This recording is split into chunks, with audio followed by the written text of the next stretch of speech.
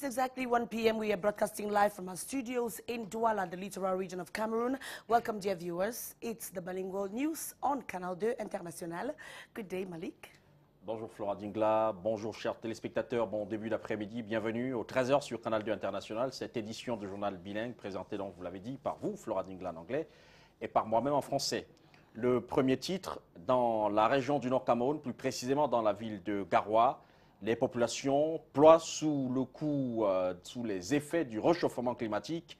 Malgré les efforts fournis sur place par les autorités administratives, eh bien, le réchauffement climatique ne fait qu'évoluer dans cette région.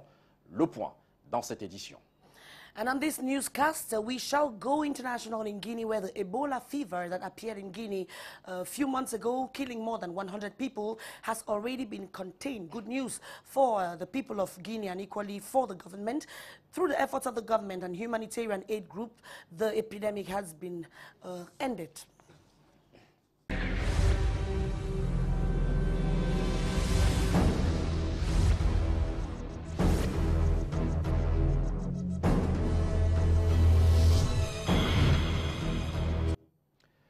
Bon début d'après-midi, mesdames, messieurs, et bon appétit. Si vous êtes à table, nous vous l'annoncions en titre, les populations de la région du Nord Cameroun, surtout ceux de la ville de Garoua, subissent depuis peu les affres du réchauffement climatique.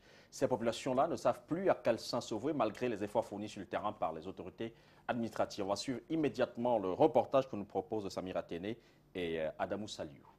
Les populations de Garoua dans le Nord Cameroun subissent les affres du réchauffement climatique. Depuis 3 mois, un climat de GN y sévit au quotidien avec des pics de canicule jamais connus de mémoire d'environnementalistes. Nous avons des paramètres comme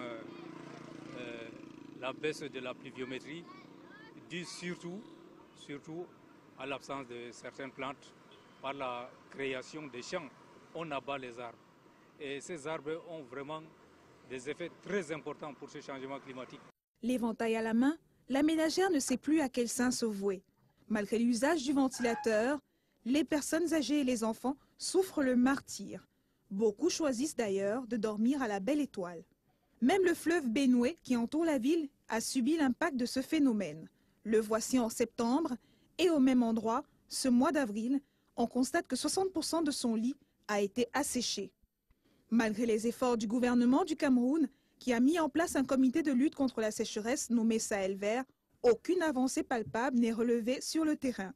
Pire, les sommes allouées à ce comité au titre du budget d'investissement donnent le vertige. En 2010, 519 millions. En 2014, le même budget a été reconduit avec un rajout de 93 millions au titre du fonctionnement. Et toujours, aucune action concrète. Tirer la sonnette d'alarme ne serait pas superflu, car le désert continue sa marche funeste. Let's now remain in the borders, where there is a great necessity to contain some of these cross-border crimes, actually. And that's the reason why certain experts from the CEMAC sub-region have been meeting in Douala to address issues that concern crimes that are being committed across the borders of Cameroon and other countries. These experts were actually thinking of ways to bring to an end these crimes. Morindi. Cross-border criminality is still a threat to countries in the Central African sub-region. The increase each day and changes faces as technology evolves. Yes, in Central Africa we have poaching. Poaching is one of those or cross-border criminality that the Central African sub-region has had to deal with. You know that, for example, in Cameroon, in the north of Cameroon, the Bubajida Park, several elephants were decimated, and it's suspected that those attackers these poachers came from Sudan. They passed through other countries, neighboring countries of Cameroon before arriving Cameroon, and they went back. So there is a need for countries to come together in order to adopt ways in which together they have to address these challenges. Because not only Cameroon, Gabon, Central African Republic, Chad have suffered of recent high losses in their elephant population. Experts say there is an urgent need to address these issues, which is affecting not only the population, but the development of Central African countries. So there's a need for states to come together to adopt a strategy which a recent summit was conducted here in Yaoundé last year, where states adopted a strategy on how to deal with this together. So these are challenges that are classic in nature, and others like cyber criminality are new. So states need to regularly meet together to adopt new ways in which to address these challenges. Experts from Equatorial Guinea, Gabon, Sao Tome and Principe, and Cameroon have begun diagnosing transborder crime and how to abate the issue. The April 22 summit in Douala is a continuation of other meetings that aimed at curbing cross-border crimes. Après cet élément de Morindi, on en vient à cet incendie qui a ravagé la nuit dernière une discothèque de la ville de Douala, le New Deal, qui a été donc littéralement rasée par un incendie dont on ignore jusqu'à présent les réelles causes. Sinon, le bilan est énorme sur le plan matériel. Reportage de Louis-Roger Noitieux. Le New Deal, l'une des boîtes de nuit de la ville de Douala, a été entièrement réduite en cendres par un incendie d'une rare intensité qui s'est déclaré aux environs de 6 heures ce mercredi 23 avril au lieu dit Dubaï. Aussitôt alertés, les soldats du feu, assistés aux éléments de la police, se sont déployés sur les lieux pour circonscrire les flammes et sécuriser les biens de nombreux vendeurs de téléphones portables installés dans la zone. Vous avez combien d'engins? Vous avez deux. L'autre engin, dès qu'il revient, il va chez vous. Hein? Vous avez 2 engins de ce côté, on a 2 engins de ce côté. Le feu est parti de la boîte de nuit, mais finalement, compte tenu des cheminements, qu'il a progressé vers le fond. Et vous voyez que la boîte de nuit est entre les bâtiments. Il a fallu donc qu'on trouve tous les cheminements possibles pour pouvoir cerner ce feu. Je pense quand même qu'avec les moyens dont on dispose actuellement, on va circonscrire le feu dans les quelques minutes qui suivent. Mathématiques de petits pays, annoncé pour un spectacle ce vendredi 25 avril au New Deal, ne pourra donc pas se produire pour le bonheur de ses nombreux fans. En dehors des dégâts matériels, que seule une bonne expertise évaluera les coûts, aucune perte en vie humaine n'a été signalée. Pour les nombreux vendeurs de téléphones portables de Dubaï à Akwa, il y a eu plus de pertes que de dégâts. On continue ce journal avec cette affaire qui a défrayé la chronique du côté de Yaoundé avec le don de mobiliser toute la communauté religieuse dans le pays, toutes tendances confondues. Et bien ce matin, c'est l'église romaine brésilienne qui est montée au créneau pour donner son opinion par rapport à cette affaire. Plus de détails dans cet élément que nous propose immédiatement Lille Pietio.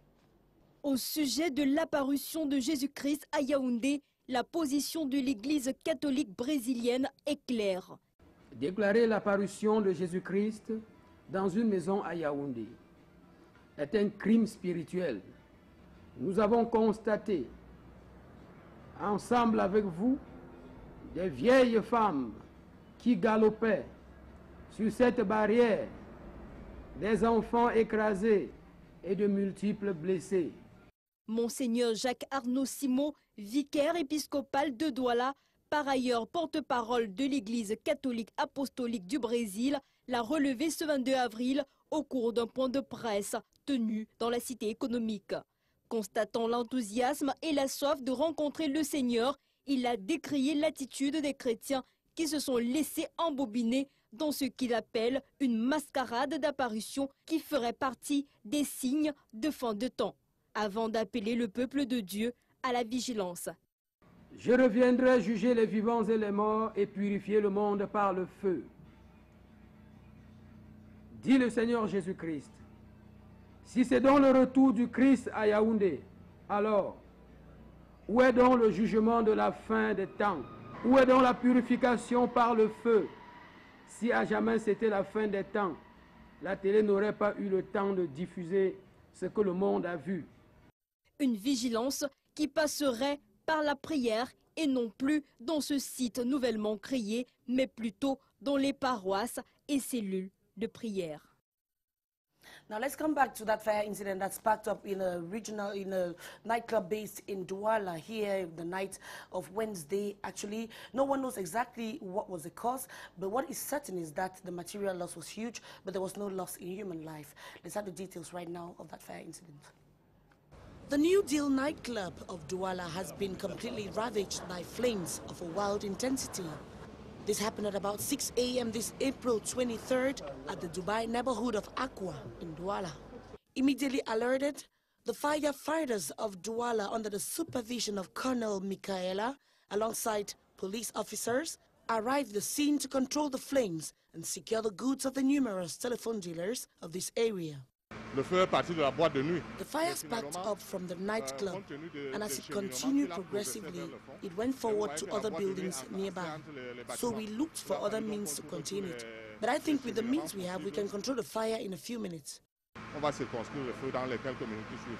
Mathématique of Petit Pays that was expected to stage in this nightclub come Friday 25th will not be able to please his fans this weekend. Apart from the material loss, which will be evaluated professionally in the days ahead, there was no loss in lives. And for the telephone vendors of Dubai, there was more fright than loss. Now let's talk about economy. Members of the follow-up committee of public investment budget for the VURI have blamed the government and the various ministries for not implementing the decentralization law. And this, to their benefit, they have also voted a budget of slightly over 46 million francs CFA billion rather, but will manage less than 1 billion. Dee Maureen gives us the details of the story. This sum of slightly above 46 billion francs CFA has been examined and voted as a 2014 public investment budget for the VURI division. Paradoxically, the division will manage less than 1 billion francs CFA, representing 1.14%. Committee members frown at the meager amount, which they say makes it difficult for them to realize projects that could improve the lives of the population. Up to 89% of the budget is still managed by Yaoundé. And in terms of decentralization, we have to improve that. The rate is too high in the context of decentralization. With a determination to increase the execution rate of public investment budgets in the division, members blame public contract authorities and ministries for the non-implementation of the decentralization law that will permit them benefit. They cited corruption and poor management as major problems that contribute to the low execution of projects. Le ministre du Commerce est à Douala. Il est venu sensibiliser les opérateurs économiques de la capitale économique camerounaise sur la nécessité d'exploiter les nouveaux accords de partenariat économique entre le Cameroun et le Nigeria. Suivons maintenant le round-up de notre reporter sur place, Louis-Roger Noitieux. Après la signature de l'accord de coopération commerciale et économique le 11 avril dernier à Yaoundé, à l'occasion de la grande commission mixte Cameroun et Nigeria, le ministre du Commerce camerounais, Luc Margoire Barga Atangana, a effectué ce jour à Douala une visite d'information des opérateurs économiques camerounais pour qu'ils puissent tirer le meilleur profit de ce nouveau accord de partenariat économique et commercial récemment signé entre le Cameroun et le Nigeria. Le Nigeria qui représente aujourd'hui un très grand marché pour le continent africain, un marché de 170 millions de consommateurs, un marché qu'il faut le dire qui est sous-exploité comme l'a relevé le président de la Chambre de commerce Christophe Eken. Et donc question pour cette visite du ministre Luc Margoire à Tangana Barga à Douala d'informer les opérateurs économiques afin que ceux-ci puissent tirer un véritable profit de ce nouvel accord de partenariat économique. En direct de la Chambre de commerce, d'industrie des mines et de l'artisanat de Douala, Louis-Roger Noitieux, Jacques Arnaud Simon et Henry Kedjan. Justement, les détails au sujet de la venue à Douala du ministre du Commerce dans nos prochaines éditions. On va continuer justement avec l'actualité relative à l'économie. Les intervenants dans la chaîne de gestion des comptes d'affectation sont justement à l'école des procédures de gestion budgétaire. Il s'agit donc d'un séminaire organisé à Yaoundé par le ministre des Finances. Corriger les multiples irrégularités constatées dans la gestion des comptes d'affectation spéciaux et s'approprier des principes directeurs en matière de gestion budgétaire et comptable, voilà les raisons qui justifient la présence de ces intervenants dans la gestion des comptes d'affectation à cet atelier organisé par le ministère des Finances. Il y a un déficit de professionnalisme et un déficit de maîtrise des techniques. Donc on a pensé que ce séminaire permet de les mettre à niveau et nous amène à mieux gérer ces fonds qui sont quand même importants. Et c'est des fonds qui permettent de réaliser des dépenses un peu plus rapidement que dans le budget traditionnel. Le séminaire qui réunit ces ordonnateurs, contrôleurs financiers et comptables publics, est une mise à niveau qui doit aboutir au respect et à la maîtrise des procédures des comptes d'affectation spéciaux. Progressivement, il est question de mettre cette réforme en œuvre et de former tous les acteurs. Et cette formation est graduelle, elle est programmée, elle concerne la plupart des acteurs. Donc ce que nous faisons là relève de ce que nous appelons la vulgarisation de la réforme. L'objectif recherché ici est la gestion des comptes en conformité avec les exigences du régime financier de l'État. Merci Ebel Olinga. Toujours avec vous, le Cameroun abrite les travaux de la 15e session du Conseil ordinaire de l'Union africaine des télécommunications. C'est 19 pays africains qui prennent justement part à ces assises d'envergure qui se tiennent à Yaoundé au Cameroun. C'est une session du conseil d'administration bien singulière qui réunit depuis ce 22 avril 2014 ici à Yaoundé 19 pays membres de l'Union africaine des télécommunications. C'est des travaux préliminaires déjà à la prochaine conférence plénipotentiaire de l'UAT elle-même qui aura lieu à Harare du 4 au 11 juillet. Donc tout l'agenda sera préparé au niveau de cette conférence, mais aussi un programme de plan stratégique 2015-2018 sera élaboré tout en adoptant le programme de budget de l'année 2014-2015. Donc voilà en bref ce qu'on attend de la sortie de la réunion de Cameroun. Plus qu'un honneur, la tenue dans notre pays de ces assises de l'Union africaine des télécommunications vient conforter le Cameroun dans sa place de pôle essentiel de la sous-région en matière de nouvelles technologies de l'information et de la communication. Le Cameroun est en train de se positionner comme un hub parce que, comme vous le savez, nous avons déjà signé des accords d'interconnexion de nos réseaux de télécommunications avec la République sœur du Tchad et nous sommes actuellement dans une politique d'interconnexion de tous les autres pays d'Afrique centrale. Créée en 1977 et transformée en 1999, l'Union africaine des télécommunications UAT est un cadre approprié pour formuler des politiques et des stratégies efficaces visant l'amélioration de l'accès aux infrastructures et aux services de l'information. Le ministre de l'économie, de la planification et de l'aménagement du territoire, Emmanuel Nganou Djoumessi, est donc à Douala. Et c'est pour la restitution de ce que les entreprises auront à bénéficier dans le processus de coaching et suivi pour la phase pilote. Après 2 jours de formation intensive, ces enseignants du cycle secondaire sont aptes en matière d'utilisation des réseaux sociaux de manière pédagogique. J'ai découvert une autre facette des élèves, aussi de ces anciens élèves qui sont allés aux États-Unis, puisque les activités d'aujourd'hui ont été à 75% menées par eux. C'est eux qui ont initié les anciens en comment travailler dans une plateforme pédagogique.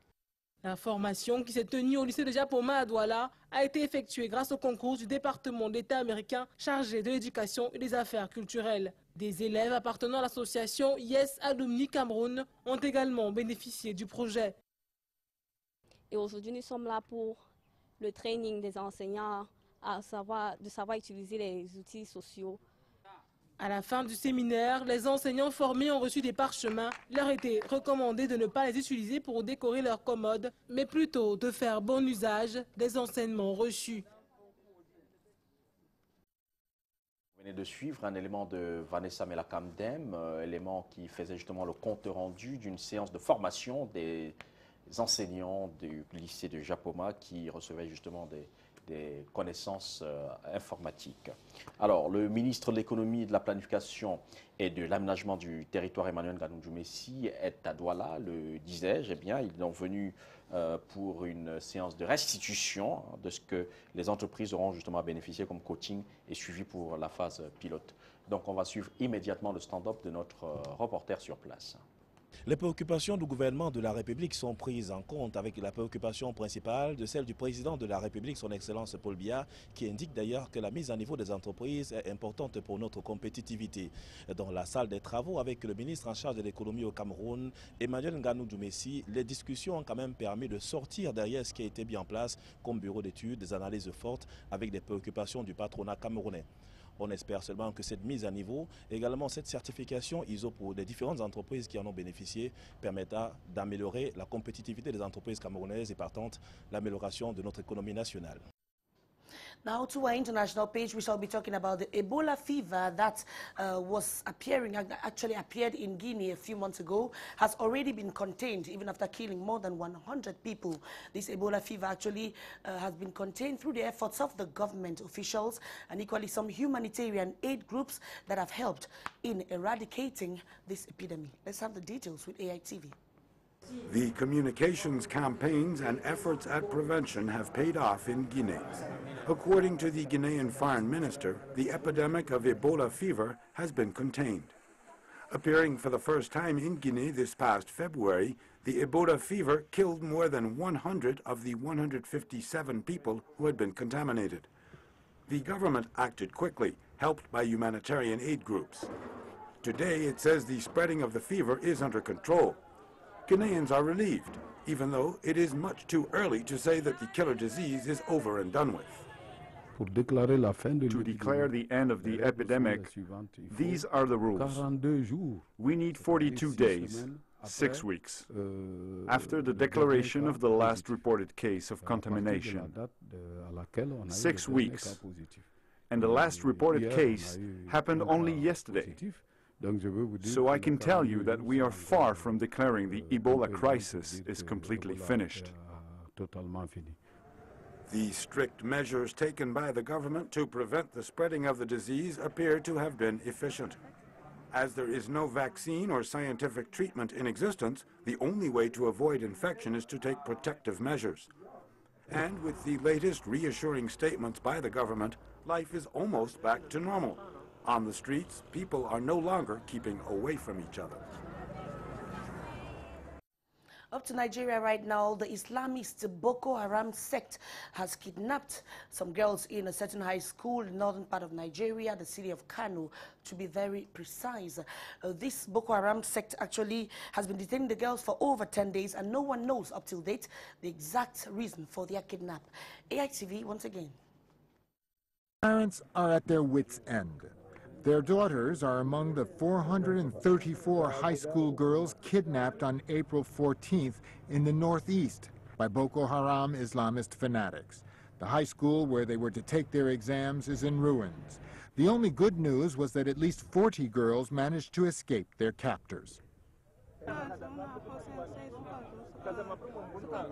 We thought they were soldiers. They told us to get in the vehicles which were heading for Domboa. My friends and I jumped out and ran back home because we realized they didn't look good to us. The gunmen pretended to be on a rescue training mission to fool the girls into trusting them. They trooped in around 11. Then they say the army let the children not run away. They will rescue them. After they bomb everything, they pack them back to war. They drop them to war, then they put them into a car and run out with them. So this is what actually happened. So around... How many of them? Around 200 and... over 200, in fact. But now we have gotten around 42 students. The authorities are overwhelmed. They even downplayed the number of girls abducted. Seen as totally incompetent, the governor tried to reassure the parents. They can burn physical infrastructures, but believe me, they can't destroy our souls. The authorities say they are tracking down the kidnappers to free the girls. It's been 10 days, and the girls are still prisoners of Boko Haram. Après cet élément de Georges Kazolias, on en vient à mettre le cap sur l'Ouganda où les populations se sont massivement inscrites sur les listes pour se faire établir leur carte nationale d'identité biométrique. Et selon le gouvernement ougandais, il s'agit là d'une mesure qui aidera à consolider la plateforme démocratique du pays. Plus d'informations dans cet élément que nous proposent nos confrères de AITV. Digital, signature électronique, photographie numérisée. Un nouveau protocole pour les Ougandais. Depuis quelques jours, ils peuvent s'enregistrer pour obtenir une carte d'identité nationale biométrique, une première en Ouganda. Encore faut-il rester patient. Nous avons attendu 5 ans. 5 ans pour passer des heures et des heures avant d'être servis? Dans ce bureau de la capitale, Kampala, les agents du ministère de l'Intérieur sont débordés. À l'affluence s'ajoutent des problèmes d'organisation et des pannes informatiques. Les fichiers à remplir font aussi perdre beaucoup de temps. Remplir les formulaires, c'est un problème pour les habitants parce que c'est en anglais. Or, tout le monde ne comprend pas l'anglais. Il y a trop de choses à remplir, comme le département, le village, le comté. Les habitants ne savent pas tout ça. Certains Ougandais dénoncent aussi les moyens de vérification d'identité. Il y a des gens qui viennent du Congo ou du Rwanda qui prennent un formulaire et le remplissent en tant qu'Ougandais. Le président ougandais se veut rassurant et exhorte toute la population à effectuer cette démarche. Pour Yoweri Museveni, cette nouvelle carte permettra d'identifier plus facilement les délinquants et de faire avancer la démocratie ougandaise. Maintenant, connaître les citoyens d'Ouganda sera plus facile. C'était un vrai problème dans le passé. Mais surtout, frauder aux élections sera impossible. La délivrance de ces cartes d'identité biométriques avait échoué en 2009 après des détournements de fonds. Cette fois, le processus est bien lancé. Coût de l'opération, 100 millions d'euros. Mesdames, Messieurs, c'est sur ce que nous mettons un terme à cette édition du 13h bilingue sur Canal 2 International. Merci de l'avoir suivi et de rester en compagnie de nos programmes qui se poursuivent. 18h, une édition de journal en anglais sur votre chaîne de télévision. 20h, journal en français à 21h30, journal en français. Flora Dingla. Thank you very much, Malik. Thank you, dear viewers, for your kind attention. We shall be together again exactly at 1 p.m. tomorrow. Keep the rendezvous. But also, you can watch us on the internet at www.canal2international.net. Have a nice day.